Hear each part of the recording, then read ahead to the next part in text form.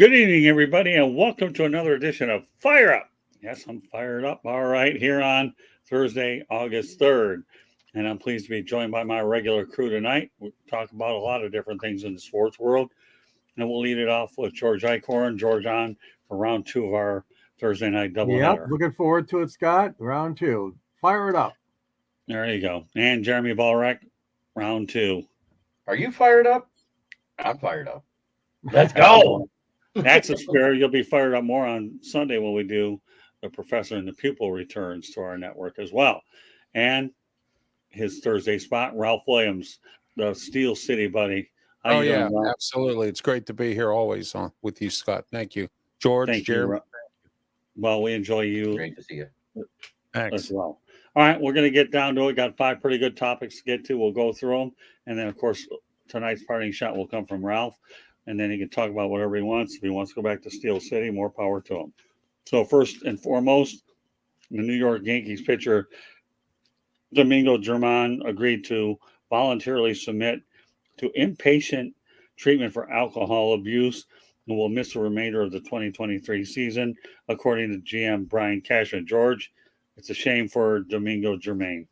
Yeah, it sure is. That was kind of startling news. I mean, here the kid pitched a perfect game not too long ago, and obviously overcame some, some problems that he had throughout the season. And I don't know how far back this goes, but to be able to pull that off and still have these issues. But the important thing is not that he pitched a perfect game. It's important that he gets the help that he needs now, as we see in pro sports. We've seen it in the NHL, the NBA, Major League Baseball, whatever sport. I mean, he needs to get the help that he needs right now. And so I think he will, and hopefully he'll be able to come back to the sport that he loves. Jeremy. You know what? Anybody who's willing to check themselves in, I give them credit. Any demon you're trying to beat in any addiction is a demon. It's a monkey on your back. It's something that demoralizes you. It hinders you, not only physically and health-wise, but it also does mentally and emotionally. Kudos to him for recognizing he needed the help to quit. Yeah, I agree with you guys on all that too.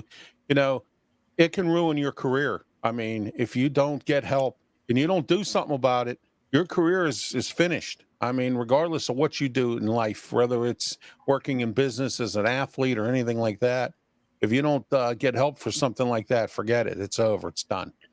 Yeah, I remember many years ago when Steve Howe had that problem with the Dodgers, and boy, that just was the end of his career. Yes. What a tragic story for Steve Howe and the LA Dodgers, for sure.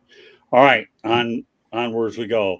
The Toronto Raptors and the Sacramento Kings will play a preseason game in Vancouver, while the Oklahoma City Thunder and the Detroit Pistons will play in Montreal. Is Canada auditioning for an NBA team? George? I don't know if it's an audition more so than just to keep the product name out there. Obviously, they have a team in Toronto with the Raptors, and they used to have a team, as we know, in Vancouver, the NBA. I'm excited for my team, the Pistons, playing in Montreal. Montreal, as far as I know, was never really thought of as being an NBA town, mostly because hockey's so dominant there with the Canadiens. I think it could be a bit of an audition, Scott, but I really don't see the NBA going to Canada for an expansion team. But what I think it does is keeps that international presence there. And that's what Silver and the NBA likes to do, play games on, and so do all the other leagues now. They're all playing games on foreign soil. I think it's a good move, but no, I don't think it's an audition. What about you, Jeremy? I think it is an audition for Montreal. We already know Vancouver can carry an NBA team because they did it once, and it actually wasn't non-profitable. They were actually very good to their fans. They had a very fan-friendly state arena there for their basketball team. They used to pack it up, even when they were, hot garbage. Right. Yeah, that team being the Vancouver Grizzlies. So, Ralph? Yeah, Montreal wants to get the Expos back. They're looking at building a new ballpark and all that stuff. So it might be an audition. It just might happen. And you know something? They're hockey friendly, like George said.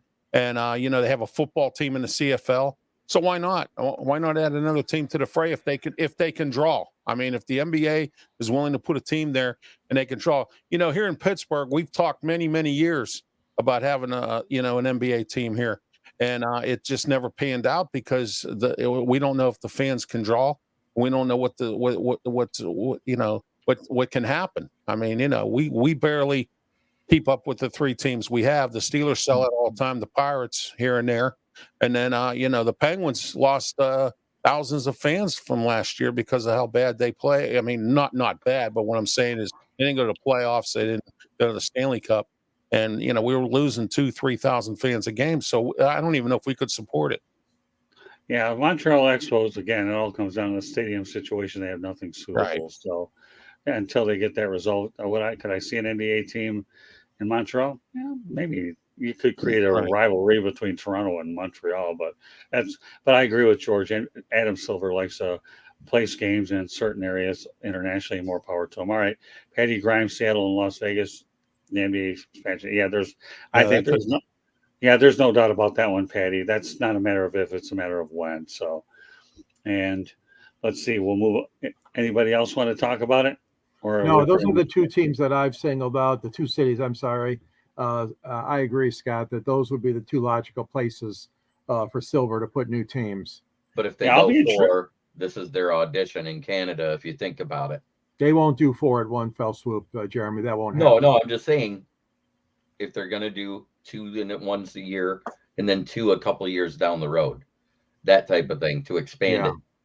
Right. Well, they've brought teams back in the past, guys, where, like Cleveland Browns came back and then, several other teams have come back. So why not in Seattle? And Las Vegas is hot right now. They have the Raiders. They're getting they're getting the A's. So, Golden Knights. Yes, exactly. And they even have a USL soccer team. Our Pittsburgh Riverhounds, well, we're down there this year to play that. So Vegas is getting hot with teams. Yeah, but you know what? Seattle Supersonics are inevitable. All right, James Burgess, Pittsburgh has an NBA team. Yeah, we had the Pythons and the Pisces. That we made the movie "The Fish That Saved Pittsburgh." Interesting. Yeah. Thanks. That was James, back in the ABA days, yes, right? Yeah, the old ABA days. Yeah, exactly. They were one of the teams that got absorbed. We have an ABA team here. It draws very small. It's called the Pittsburgh Hornets. So we do have an NBA team here. So. Yeah, I think. I'm sorry. Well, that's okay. I mean, I know Pittsburgh once had an NBA team, but I think they're where they're at with their professional teams right now. So, I'd be curious on closing this topic out to see what kind of a crowd Vancouver does draw. That, to me, would be interesting to see that. I know Montreal. I mean, see how both of them. So, on to the next. Joe Namath applauds Aaron Rodgers for taking a $35 million pay cut. But Joe, would you take a $35 million pay cut? I don't know, but yeah. So I'll lead it off with George and I'll go around the horn again. Okay, George. Joe Namath, $35 million pay cut. Well, yeah, Joe he's a Jets guy through and through. I see that he even offered his uniform number, but Aaron Rodgers turned it down. He didn't want to take Joe Willie's number, but I don't know about that. The thing is that we all know it's going to be, I think, a tough year for Rodgers. That team, the Jets, is not the kind of team that is going to instantly be a challenger to win the division like he always had in Green Bay. So Joe's entitled to his opinion, and obviously he has given one. And I still like him, and I still admire him as one of the original Super Bowl heroes. But I know he's a Jet guy at heart. He really hopes for Rodgers to do well there. Jeremy? I think Rodgers will do well there. I think it's great that he took a pay cut because I think that's like giving the middle finger to the Green Bay Packers. But that being said, one of the reasons why I think Rodgers will have success with the Jets is he's got his old offensive coordinator where he won back-to-back MVPs running that offense. I think that is a huge thing that everybody's forgetting about. And if you actually look at the way he called the plays in Denver, he looked like he was calling the plays for a quarterback like Rodgers, not like Russell Wilson. You're right on that one, Jeremy. And let me say this: Nathaniel Hackett's a very good coordinator, horrible head coach. Okay, right. And I've said this many times. Some guys can be coordinators and others can be head coaches, and some people can bake a cake and some people can't. All right, and that's the story with Nathaniel Hackett. Now, as far as Aaron Rodgers goes, he took a pay cut. He wants to resurrect his career.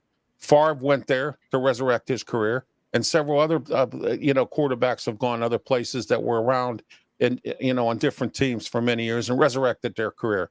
I think Aaron Rodgers can do it with the Jets. Robert Saleh is a strong coach. He has that team ready to go. They're always organized. I heard that from assistant head coach from Denver, Mike Westhoff. He told me directly that Robert Saleh is an organized and very good coach. All right, before we go any further, I just want everybody to know that Fire Up is being broadcast around the world. The audio version of Fire Up can be heard on iHeartRadio, Apple, Spotify, Google, wherever you get your podcast. Please hit the red subscribe button on YouTube, South Florida Tribune. We're striving for 1,000 subscribers. Please also comment, like, and share the broadcast. Want to be a good guest? We have an active chat room tonight. You can participate that way and get the call from Jeremy about when you'll be on. Also send topic ideas to southfloridatribune@gmail.com. If you want to advertise, call me at 954-304-4941. We broadcast live on Facebook, LinkedIn, Twitter, and YouTube. Our website is www.southfloridatribune.com. Twitter @Tribune South. Candy Edling's behind the scenes. I'm in the process of writing a book called Adjusting to New Media. I'll give you more details when it gets released. Coming up later this show, the Motor City Mad Mouth will be debuting on the Eagle Court Media Studio in Boca Raton, which is a tech company based in Boca.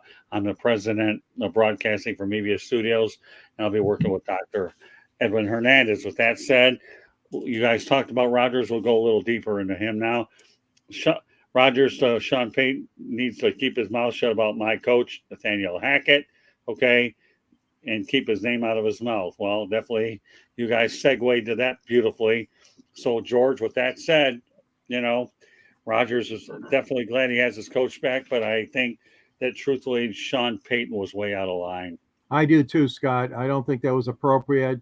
And current coaches should not be condemning or making fun of or belittling other coaches. Even though he's not a head coach any longer, we know that he's done a great job, just like Ralph alluded to, as a coordinator. And Yes. so I do think that was uncalled for. Sean can have his opinions, but on something like that, he would be better served by just keeping it to himself. Okay, Jeremy, you started it, you continue it. I actually love it. I think it's hilarious. He broke the bro code in the NFL. He broke the bro code. Yeah, it's disrespectful, but when it happens, it usually ends up being funny, and you get something like that where that's my quarterback, and he's defending me. I love him. Well, he's back with him, and he's gonna defend him because that was when Rodgers was at his best, and that's when Nathaniel Hackett was at his best. Some people belong together in the NFL as coach and player. All right, well, hold on, Ralph. Go ahead with the comment, Jeremy, on the screen. Sean Payton spoke accidental truth. He wasn't wrong, but it was horribly tactless and won't be part of the Dale Carnegie classes. Oh, that was good. I love it. James. That's the comment of the night. So, Yeah. There we go. Star that bad boy. I really think that one's good. So, all right, well, go ahead. You can feed off the one that he had before. Rodgers needs to use the run a little more with the personnel the Jets have. Well, it's funny because when he had his MVP season, Aaron Jones and A.J. Dillon those 2 years combined for almost 1,700 yards and 14 plus touchdowns each year. So he did use the run more with Nathaniel Hackett. It was when it was Matt LaFleur ran that everything went off the rails. Yes, exactly. All right, so we'll segue over to Ralph. Go ahead. What's your take on Yeah, that? head coaches should be head coaches. I mean, if you were a coordinator, all right, I understand that. But what you need to do is be the head coach. Bring in a guy that you can trust, that can run your offense the way you want to run it, and bring in a good defensive coordinator. And, it's just like college. Some head coaches can recruit, others can't. The ones that can't recruit, they bring in assistant coaches that can. So what I'm saying is that Sean Payton, he needs to worry about the Denver Broncos and not worry about what Nathaniel Hackett's doing or anyone else is doing. He needs to worry about his own team because right now he has a mess to clean up, and we'll see how good he is at cleaning it up. Okay.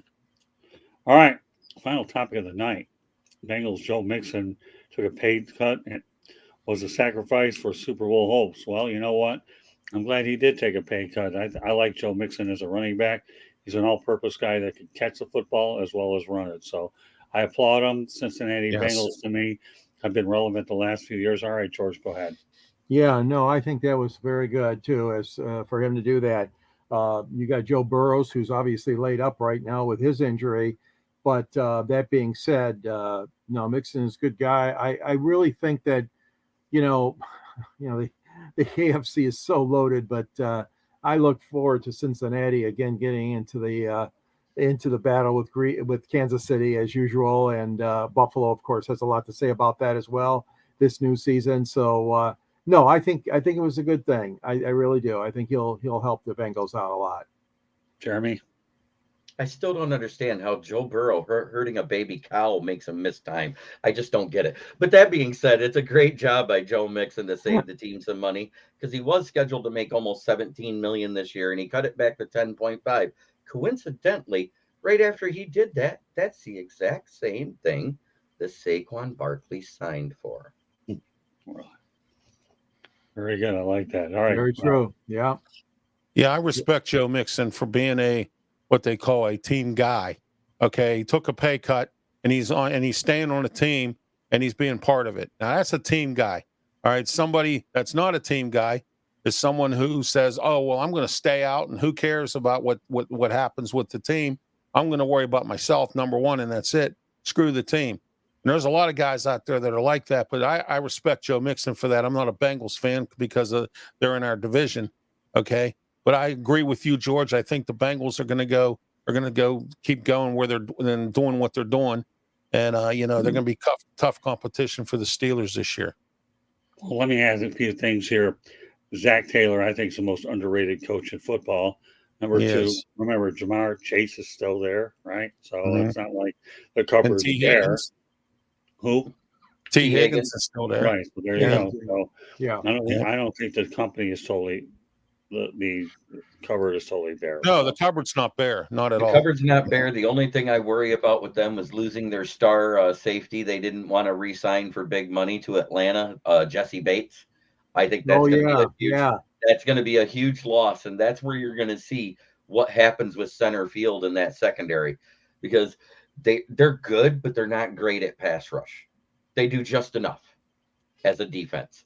That's a good point, Jeremy. What is the number one thing that helps a secondary? A great pressure rate from your front seven. Oh, yeah. Absolutely. All right. Well, you know what? I'm not sure what to make of this, Jeremy. Maybe you're a lot smarter than I am with this one. Go ahead, take a shot at it. What about a Lions expansion team?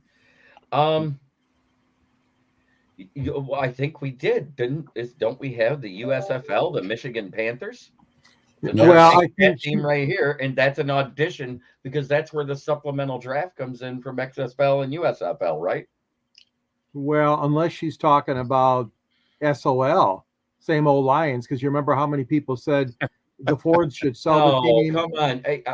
I wrote a big article about it. You forgot it already? I know. I'm not agreeing with her, Jeremy, but I think that's what she's talking about. But I don't know why she's bringing it up now, because the Lions are on an uptick. I mean, we know that. No, it's saying, do we need a Lions expansion team?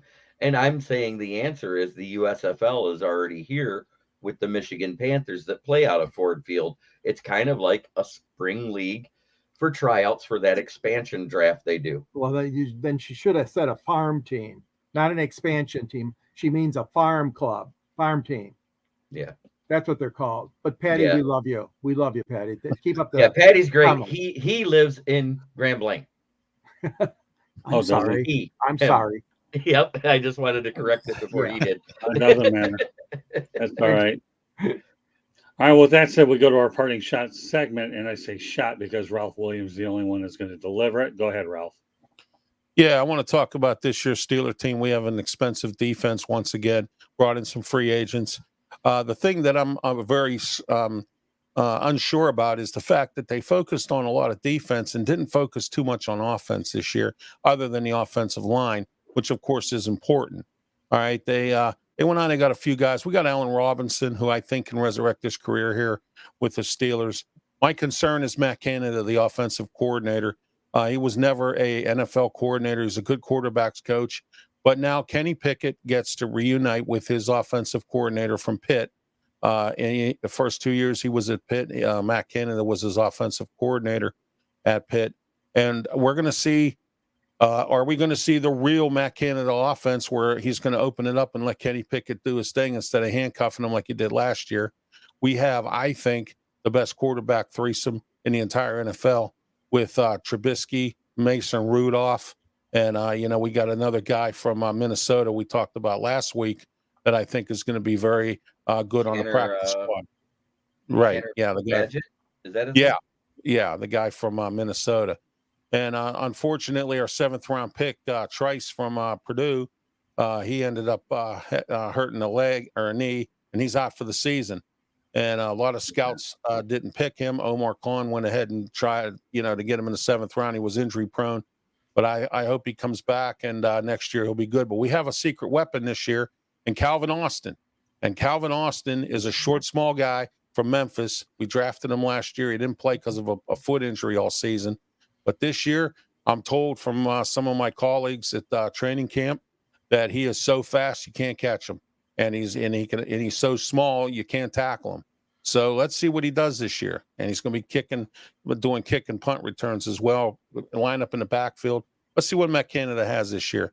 If not, I think Matt Canada should go. Okay, well, we'll find out to make or break here for Matt Canada, and we'll find out. Right. Yes. We'll find out. Terrell Austin also. Terrell Austin was never a good defensive coordinator. I mean, he played for Pitt and he was a defensive assistant at Pitt a few times. They wanted to make him a head coach before they hired Narduzzi, and he turned it down. So I heard in the NFL his track record's not real good. Now he gets to take the realms because Brian Flores is in Minnesota. So let's see what he does now this year. Well, George. Well, that's okay. I know, George, we had Terrell Austin in Detroit. What were your observations, George and Jeremy, of Terrell Austin in Detroit? George, you go first. I got mine. I think mixed. My feelings were mixed about what he brought to the table. But it's, again, it's a situation where you're bringing in a lot of different coaches. The Lions went through coaching staffs and coordinators galore. And we guys, we know that has a negative effect on if you're developing a game plan, if you're developing your quarterback. And I remember we had many discussions about this, Scott, you and I, even when whoever name the quarterback, Eric Kramer, all the way to Matt Stafford, going through all these different coaches and all these different coordinators. But Rodney Peete, Austin Charlie Batch, Austin to me was Andre Ware, okay, but nothing special. Jeremy. Terrell Austin, let's see. When he was hired by Caldwell to take over for the defense after Schwartz left, he was given a Lamborghini of a defense that had at that time, the NFL record for lowest rushing yards against at 59.8 yards per game, less than 60. Now it's third in the NFL because 2 Ravens defenses beat it. But that's great. He did great. But it was what he did as he started to lose talent. Because the best thing a coordinator can do is coach up what he has on the team to fill those roles in the next man up thing. And he failed. Right. We went from 3rd to 16th to 19th to 24th. Well, yeah, it's nice to have talent, Jeremy. But you know what? If you can't, like you said, coach up what you don't have, that's like, if you have a bowl of cereal and you eat Raisin Bran, but you got to eat Cheerios because the Raisin Bran isn't there. That's what you have to do. And he just didn't do it. The biggest. I like both those cereals. The biggest mistake the Lions made. I was just using that as an example. Yeah, I know. We drafted doing that. So the biggest mistake the Lions made back then, if you think about it, is when we got Haloti Ngata. Because when he had that transitional tag on him, that was like one of the first years the transitional tag was out. Yes. Right. We could have given up that pick for Fairley and another pick later and gotten Haloti Ngata to be next to Sue then. Right. And had 5 straight years of great defensive tackle play. Instead, we got Nick Fairley, who, when he wanted to play, was one of the best in the game. But when he didn't, he was Sean Baby Rogers taking a nap. Yeah. That's funny. All right. Well, I like to end the show on humor. I'm going to do it while I can now. So with that said, Ralph will let everybody know how they can get a hold of you. Go ahead. Ralph Williams at 737@gmail.com. Also, you can reach me on Facebook, on X, which used to be Twitter, and LinkedIn. And I have my own YouTube channel. And you can also reach me on my website, www.rwmedia.org. That's how you can reach me. Okay, Jeremy. I'm going to do it the easy way tonight. If it says South Florida Tribune, guess what? You'll find me on it. Whether it's .com, YouTube channel, a show, a podcast, my writings, whatever it is, you'll find me. Number 2, kneecap biting with the Detroit Lions. On Facebook, if you want to join a good page where it's a lot of positivity and more news and podcasters than it is haters, it's Motor City Kneecap Biters. And I am on 7 days a week. If I could, I'd be on 24/7, but I got to make a living, so I have a day job. Well said, Jeremy. All right, George, from one author to another. Author. Detroit Sports Author. Broadcasters on the Air is the name of my book. And There it you go. covers everything from football to basketball, baseball, hockey, all the sports in between. And Scott's in here. Great vintage photographs of the young Scott Morganroth with brown hair. And I'm not one to talk, guys. I'm full of gray right now. So Yeah, mine. anyways, Yeah. there's a link to the book. Yeah, Jeremy. There's a link to the book at the end of my column, which is in the South Florida Tribune, the Motor City Tribune. I also write locally for the Detroit Monitor. You can reach me at gicorn@yahoo.com, or you can reach me on X at Sanji Sports 99. And I look forward to being on this show as well as many other shows, Inside the Pigskin and 108 Stitches, the Sports Exchange, and the Fire Up. Thank you. Well, this edition of Fire Up is a refreshing show because we really enjoy the input from Ralph Williams. Of course, George and I and Jeremy, well, we work together just about everywhere anyway. So I appreciate all we did was literally welcome Ralph to the club and put him on at 9 o'clock is what we did. So one more time, just, Fire Up is being broadcast around the world. The audio version of Fire Up can be heard on iHeartRadio, Apple, Spotify, Google, wherever you get your podcast. Please hit the red subscribe button on YouTube, South Florida Tribune. We're striving for 1,000 subscribers. Please also comment, like, and share the broadcast. Want to be a guest? Participate in the chat room. That's one way to do it. Active tonight. Appreciate everybody that participated. Send your topic ideas to southfloridatribune@gmail.com. If you want to advertise cost efficiently, call me at 954-304-4941. We broadcast live on Facebook, LinkedIn, Twitter, and YouTube. Our website, www.southfloridatribune.com, Twitter at Tribune South. Candy Ebling is behind the scenes. And coming up later, the Motor City Mad Mouse Show will be debuting on the Eagle Media Studios in Boca Raton, Florida. My co-host will be Dr. Edwin Hernandez. For those that you want to know about Eagle, well, it's a technology-based company for which I'm the president of broadcasting for the Media Studios division. So great show tonight. And once again, I'll give you more details on my book, Adjusting to New Media, soon enough. All right, Jeremy, we'll let you get the last word in. Just remember, guys, try every day to be a better person than you were the day before, because that's the only way to make the world a better place. It starts within here. Yes, sir. And of course, James Burgess, thank you very much for being a big contributor tonight, as you always are on every other show. God bless. All right, well, let's write out the comments for another second. Evening Man Thursday. All right, there you go. Get that little Hey, a Lions and Sparty bar in Baltimore. Woohoo! There's Lions fans everywhere. There you my. go. A great narrative with the show. And DC, glad that you're in here to cap it off. So once again, on behalf of George Eichhorn, Jeremy, Ralph Williams, my man Smokin', my right-hand man, among others, thank you very much for joining us on this edition of Fire Up, and we will catch you next Thursday night. Good Have night, a great everybody. night, folks. Thank you. Thank you for joining.